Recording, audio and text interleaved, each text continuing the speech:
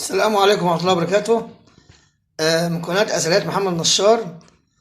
اليوم يا جماعة هنديكم فكرة عن العملة الورقية اللي هي فئة 5 قروش الورقية. العملة يا جماعة ديت لها 12 إصدار، بيبدأ إصدارها من 1899 إلى 2000، لها 12 إصدار. طبعا يا جماعة الإصدار كلها من ضمنها المحافظين مضوا عليها كتير جدا. وبعدين يا جماعة ال5 قروش ديت الورقية اللي هم 12 إصدار. طبعا لو معاك إصدار قديم بيجيب طبعا بيجيب سعر كويس يعني. أول إصدار خالص في الإصدارات ال5 قروش الورقية ديت بتبدأ يا جماعة زي ما قلت لحضراتكم في الفيديوهات قبل كده، عرفتكم أسعار العملات اللي هي القديمة، جميع فئات العملات القديمة كلها. دي برضه يا جماعة أقول لحضراتكم برضه عن الإصدار الأول للشلن، ال5 قروش الورقية اللي عرف بالشلن أو ال5 قروش الورقية دي يا جماعة.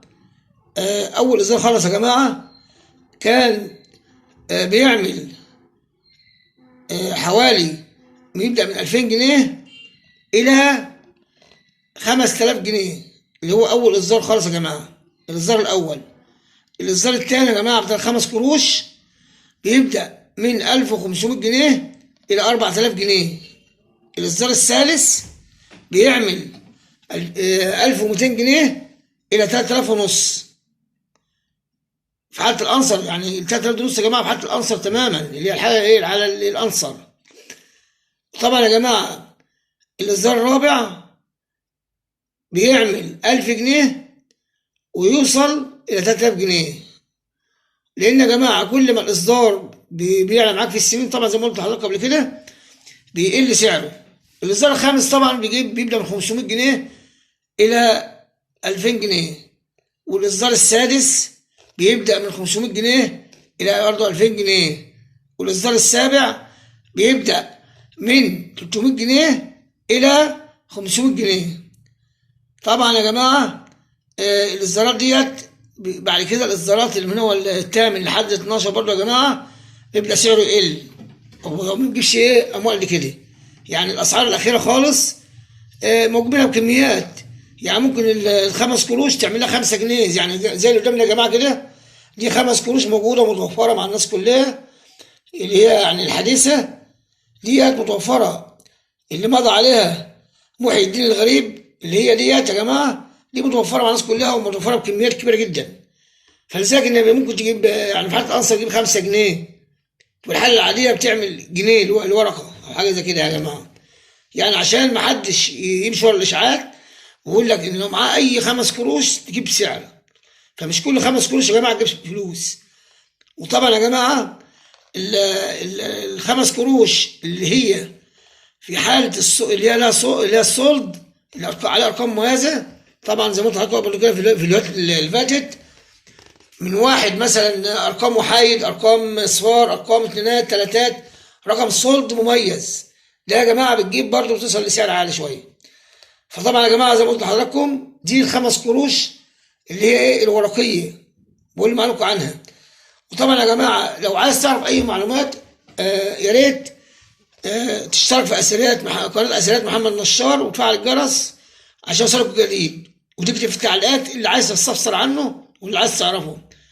بأمر الله أقول لك على كل شيء، وهقول لحضراتكم برضو إنك إزاي تبيع العملات، وممكن أكتب لك برضو رقم بعض الناس اللي بتشتري العملات ديت وتتصل بيهم. لو العملة اللي معاك مطلوبة ومميزة هيقول لك سعرها كذا، ملهاش سعر بسيط هيقول لك كذا، برضو عشان العالم ما يمشيش ورا الإشاعات. وأقول لحضراتكم برضو اللي هي أماكن البيع مثلا يا جماعة فين، زي اللي هي في القاهرة سوق السيدة عائشة وشارع خالد الخليلي، ديت يا جماعة أماكن بيع العملات القديمة والشراء.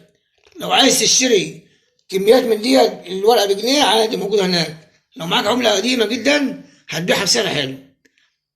وفي الإسكندرية في شارع خالد بن وليد، في شارع خالد بن وليد. وفي المنصورة يا جماعة في سوق اسمه سوق سيدي سالم، في سوق اسمه سيدي سالم، ده موجود في المنصورة. برضو يا جماعة السوق ده موجود في المنصورة، برضو فيه عملات قديمة وأي أشياء اللي مع السباحة يعني. ولو حضراتكم عايزين استفسار ابعت لكم ارقام التجار اللي بتشتروا، ممكن تتعاملوا معاهم وتسالوهم عن اي عمله مهما كانت غير الشيلين او اي عمله ثانيه يا جماعه. والسلام عليكم ورحمه الله وبركاته. يا رب يا جماعه تكونوا استمتعتم بالفيديو، ويا ريت اللي ما اشتركش يشترك ويفعل الجرس ويشوف الفيديو الاخر يا جماعه عشان نستفاد. السلام عليكم ورحمه الله وبركاته. قناه اثريات محمد نشار. السلام عليكم ورحمه الله وبركاته.